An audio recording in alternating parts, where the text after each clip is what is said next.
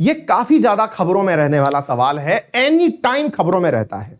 क्या सवाल है मेरे प्यारे साथियों? कर्नाटक का लिंगायत समुदाय क्या है? कर्नाटक का लिंगायत समुदाय ये बहुत ज्यादा खबरों में रहता है। क्यों खबरों में रहता है मैं आपको बताता हूं। साथियों, कर्नाटक की लगभग 17 से 18% आबादी, दोबारा सुनिएगा, कर्नाटक की लगभग 17 से 18% आबादी जो है वो लिंगायत समुदाय से बिलोंग करती है और ये अपने लिए मेरे प्यारे साथियों एनी टाइम अलग धर्म की मांग करती है। किसकी मांग करती है? अलग धर्म की मांग करती है। अब आप पूछेंगे सर आपने कहा लिंगायत समुदाय है, फिर अलग धर्म का मतलब क्या हुआ? बिल्कुल सही सोच रहे हैं। वर्तमान में इन्हें जब कंसीडर किया जाता है तो इन्हें हिंदू कंसीडर किया जाता है। ये हिंदुओं से अलग होकर के अपना एक अलग धर्म, लिंगायत धर्म मानना चाहते हैं। ये अपने आप में ही एक अनोखा केस है। अब आप पूछेंगे कि अनोखा कैसे है? मैंने कहा भाई, कर्नाटक में जहां 17 से 18% एक विशेष प्रकार के समुदाय की आबादी है जिसका कर्नाटक की लगभग 2/3 सीटों पर प्रभाव है, सीधा सीधा 90 से लेकर के 100 सीटों के ऊपर तो इनका प्रभाव विधानसभा सीटों के ऊपर है। ऐसी स्थिति में ये लोग जब अलग धर्म की मांग करते हैं तो बड़ा आंदोलन हो जाता है, बड़ा आंदोलन हो जाता है। और बड़े आंदोलन में मेरे प्यारे साथियों इन लोगों के द्वारा बहुत बार आरक्षण संबंधी मांग भी की जाती है। फिर आप पूछेंगे आरक्षण का और अलग धर्म का क्या लेना देना? देखिए मैं आपको बताता हूं, ये अपने आप को अलग धर्म बना करके अल्पसंख्यक दर्जे में जाना चाहते हैं। अल्पसंख्यक दर्जे में जाकर के भारत में माइनॉरिटीज के लिए रिजर्वेशन का प्रावधान है, तो ये वहां से रिजर्वेशन कैटेगरी में आना चाहते हैं। तो साहब वहां पर एक रिजर्वेशन का अपना ही केस चल रहा है। भारत सरकार सुप्रीम कोर्ट जो है वो ऑलरेडी इंदिरा साहनी केस में कह चुकी थी कि 50% से ऊपर रिजर्वेशन हो नहीं सकता। कर्नाटक में ऑलरेडी ये कोटा पूरा हो चुका है। हालांकि ईडब्ल्यूएस कैटेगरी के अंदर रिजर्वेशन की सीमा बढ़ी है और वो अभी भी सुप्रीम कोर्ट के ही जद में है, मतलब अब इसके ऊपर निर्णय आना बाकी है। लेकिन फिर भी ये लिंगायत समुदाय का अपने लिए अलग धर्म की मांग करना और अपने साथ साथ रिजर्वेशन की मांग करना कोई नई बात नहीं है। लेकिन और हां, मैं भी बता दूं, मैं अपनी क्लास में से 3-4 महीने में एक बार ले ही आता हूं, क्योंकि वहां कोई आंदोलन होता है, मैं अपनी क्लास में से कहीं ना कहीं ले आता हूं। ठीक है, तो चलिए जो नए विद्यार्थी हैं उन्हें मैं आपको थोड़ा सा इस संप्रदाय के बारे में कुछ अनोखी जानकारियां देता हूं जो कि शायद नॉर्थ इंडियंस को पता नहीं होती, मैं आपको वो बताता हूं। मेरे प्यारे साथियों, इस संप्रदाय की स्थापना, जिसे आप लिंगायत कहते हैं, इस संप्रदाय की स्थापना 12वीं सदी में हुई थी। कब हुई थी? 12वीं सदी में इसकी स्थापना हुई थी, 12वीं सदी में। अच्छा, 12वीं सदी के अंदर जब पूरी दुनिया के अंदर, और बहुत ही इंटरेस्टिंग चीजें हैं, आपको जानकर के अनोखा लगेगा, अलग लगेगा, नया लगेगा, ठीक है ना। और हां, मैं एक बात और कह दूं, एक बार सेशन को शेयर करने का प्रावधान भी होता है। जितने भी साथी लाइव हैं, अगर एक जना भी उसे शेयर करेगा, एक जने को भी शेयर करेगा, तो ये बहुत सारे लोगों तक मेरे प्यारे साथियों न्यूज पहुंचेगी। सीखिए, कुछ नया है, हर दिन कुछ नया सीखने की जद में ही इस सुबह वाली क्लास में बैठा करो, हर दिन कुछ नया सीखोगे। पुराना जो पढ़ा दिया उसे मैं रिपीटेटिवली नहीं पढ़ा सकता, कुछ नया सीखोगे, यही इस क्लास की खूबी है।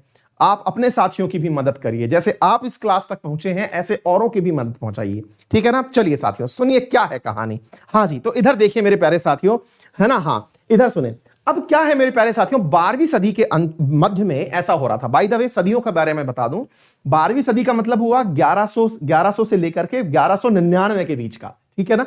उस समय एक वसव अन्ना नामक एक व्यक्ति हुए थे। वसव, भगवान वसव भी कहते हैं इनको।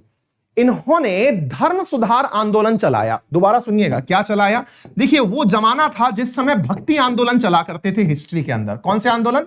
भक्ति आंदोलन। और भक्ति आंदोलन जो असल में थे, उनमें सबसे ज्यादा प्रभाव था धर्म सुधार आंदोलनों का।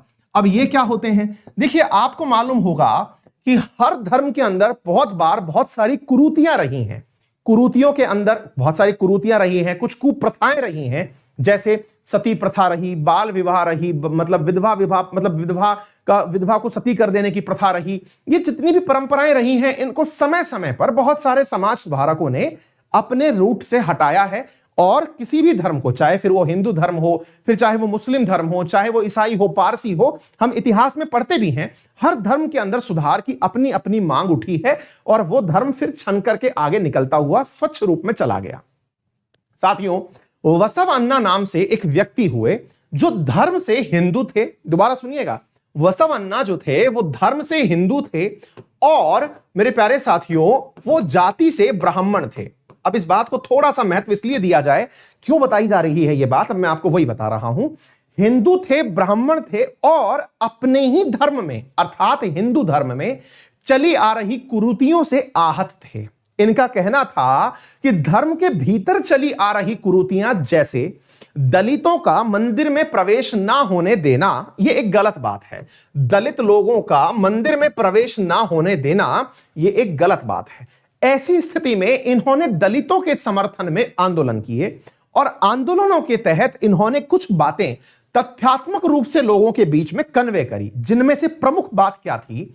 इनका कहना था सबसे पहली बात कि वेदों को मत मानो। दोबारा सुनिएगा, इनका क्या कहना था, वेदों को मत मानो।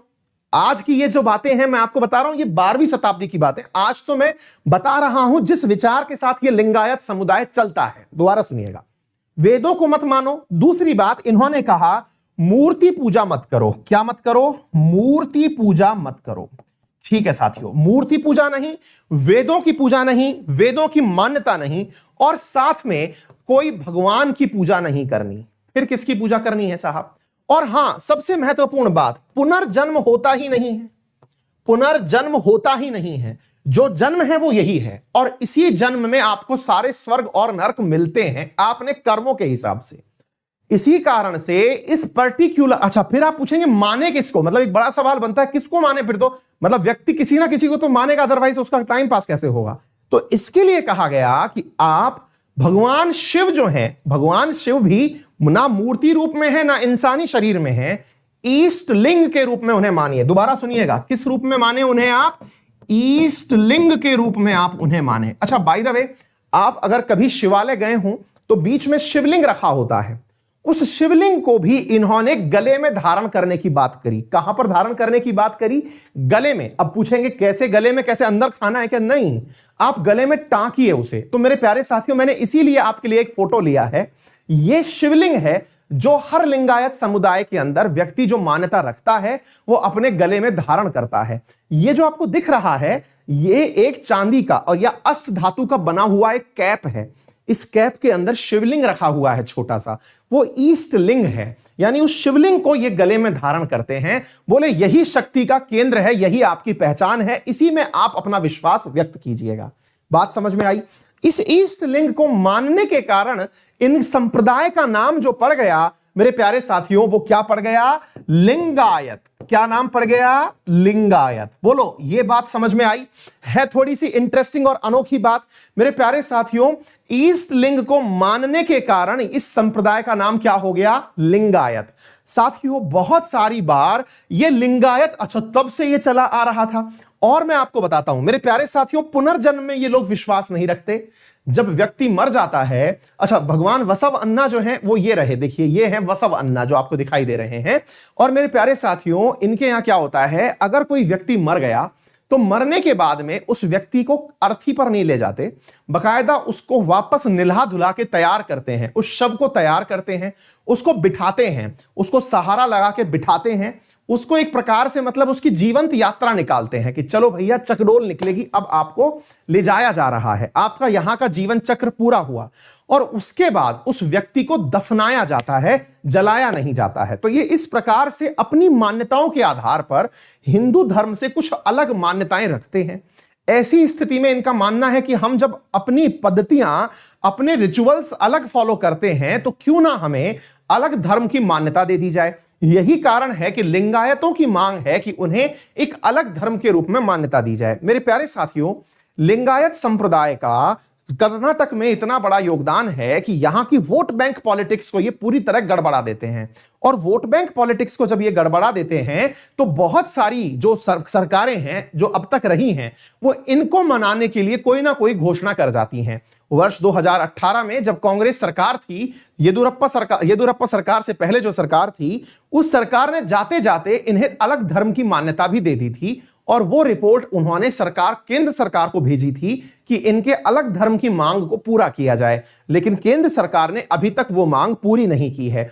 वोट बैंक के आधार पर अगर मैं बात करूं तो वर्तमान में जो येदियुरप्पा सरकार है उस सरकार को इनका जबरदस्त समर्थन प्राप्त है। ऐसा कहते हैं कि जहां जहां लिंगायतों का क्षेत्र अधिकार है, कर्नाटक के अलावा और भी बहुत सारे क्षेत्र हैं जहां ये पाए जाते हैं, वहां पर बीएस येदियुरप्पा सरकार या फिर भाजपा सरकार जीत करके आती है, ऐसा इन लोगों का मानना है। लेकिन अपने लिए अलग धर्म की मांग करना और धर्म के माध्यम से आरक्षण की मांग करना हर बार एक आंदोलन का रूप लेती है। सरकार के द्वारा इनको कुछ ना कुछ कंपनसेटरी दे दिया जाता है। यह था मेरे प्यारे साथियों आप लोगों के सामने पूरा विश्लेषण। यहां पर कर्नाटक के अंदर कैसे कैसे कोटा वगैरह चलता है यह मैंने आप लोगों को सारा की सारा बता दिया। अब क्या है, यहां पर बहुत बड़ा विवाद छिड़ता है सामान्यतया दो जातियों के बीच में। अच्छा, एक बात और मैं आपको बताऊं, लिंगायत संप्रदाय दलित उत्थान के लिए चला था, लेकिन कर्नाटक में ये लोग अपने आप को अगड़ी जाति का मानते हैं। दोबारा सुनिएगा, भगवान बसवन्ना ने चलाया जो कि ब्राह्मण थे और वो अगड़ी जाति के थे उस समय की परंपराओं के हिसाब से। अगड़ी और पछड़ी तो अपने यहां पर बहुत लंबे समय से चला आ रहा है। लिंगायतों में भी कर्नाटक में यह प्रावधान है कि जो लिंगायत है वो अगड़ी जाति का है, और अगड़ी जाति के अंदर यहां पर एक और संप्रदाय भी आता है जिसका नाम है वीरशैव। जिसका नाम क्या है?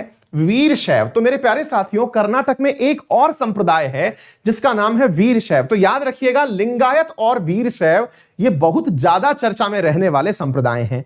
वहीं पर इन दोनों का जो मेजर डिफरेंस है वो क्या है?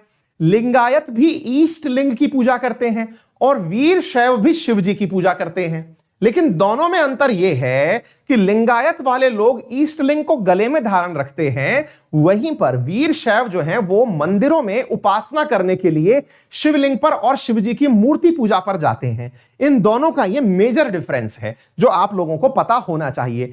अक्सर इन दोनों में लड़ाई चलती रहती है कि हम बड़े या हम बड़े, दोनों ही शिव जी के उपासक हैं और दोनों ही अपने आप को अगड़ी मानते हैं। तो कर्नाटक में इन दोनों का प्रभाव बराबर है और दोनों ही एक दूसरे के साथ में मेरे प्यारे साथियों अक्सर मतलब झगड़ते हुए पाए जाते हैं। एनीवे, तो ये वर्तमान में फिर क्यों उठ के आया ये मुद्दा? क्योंकि ये फिर से चाहते हैं कि साहब हमें जो है वो किसी ना किसी प्रकार से अल्पसंख्यक का दर्जा दो और हमें किस तरफ से डाल दो, हमें रिजर्व कैटेगरी में डाल दो। उम्मीद है आप लोगों को यह बात भी अच्छे से समझ में आ गई होगी।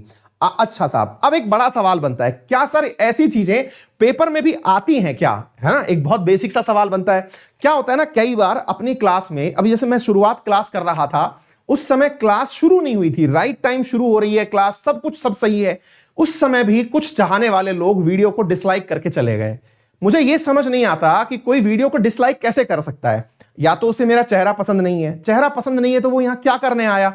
और शुरुआत में तो शेयर करने का भी मैंने किसी से नहीं कहा होता है, जब वीडियो दिख रहा होता है उस समय भी कोई डिसलाइक करके चला जा रहा है, तो यार ये उसका बहुत ही अल्टीमेट वाला प्यार है जो झेला नहीं जाता है ना। हाँ जी साथियों, और फिर कुछ लोग जिनके दिमाग में है ही नहीं कुछ नॉलेज, वो सवाल भी पूछ लेते हैं, सर ऐसी चीजें आती हैं क्या? और फिर दो चार लोग जो है ना वो उनके पीछे पीछे दौड़ पड़ते हैं। इसलिए मैं आपको ज्यादा तो नहीं, यूपीएससी, और ये मैं कहता हूं यहां पर ईयर लिखा हुआ है तो खुद भी गूगल कर लीजिएगा इसे, यूपीएससी प्रीलिम्स 2016 का सवाल है। मैं ज्यादा तो कुछ नहीं कह रहा, लेकिन केवल इतना सा एक बार इस सवाल की लाइन पढ़ लीजिए, बाकी तो समझदार को इशारा काफी है कि मैं किसको क्या कह रहा हूं। लिंगायत ऑफ कन्नड़, कन्नड़ बोले तो कर्नाटका। अब इधर देखिए, Lingayat of Kannada region questioned the theory of rebirth and rejected the caste hierarchy. ये यूपीएससी प्रीलिम्स 2016 का प्रश्न है और ये मेरे प्यारे साथियों यूपीएससी प्रीलिम्स के पेपर में से लेकर के मैं आया हूं। अब बोलिए आप, क्या आपको कुछ समझ में आ रहा है? इस क्लास का ना एक लेवल है और वो लेवल हर किसी के बस की बात नहीं है। तो उन सबसे निवेदन है जो आकर के वीडियो डिसलाइक कर जाते हैं, कमेंट बॉक्स में लिख के चले जाते हैं। ऐसे कल मैंने ब्लॉकचेन टेक्नोलॉजी के ऊपर कुछ समझाया था, एक बुद्धिजीवी वहां पर कमेंट करके चले गए, सर अब आप ऐसी वीडियो भी करेंगे, पेपर में ही नहीं आते हैं। मैंने कहा बेटा तुम जो पेपर देते हो शायद उसमें ना आते हो, लेकिन यूपीएससी में ये जरूर आते हैं। अच्छे लेवल की तैयारी अगर करोगे तो समझाने के लिए भी मेहनत लगती है, पढ़ने में भी मेहनत लगती है ना। तो भाई बात ऐसी है कि ये पेपर के अंदर क्वेश्चन एज इट इज आया हुआ है, जिसके आधार पर मैंने आपको सारी की सारी बातें सिखाई हैं। पेपर के अंदर सवाल है,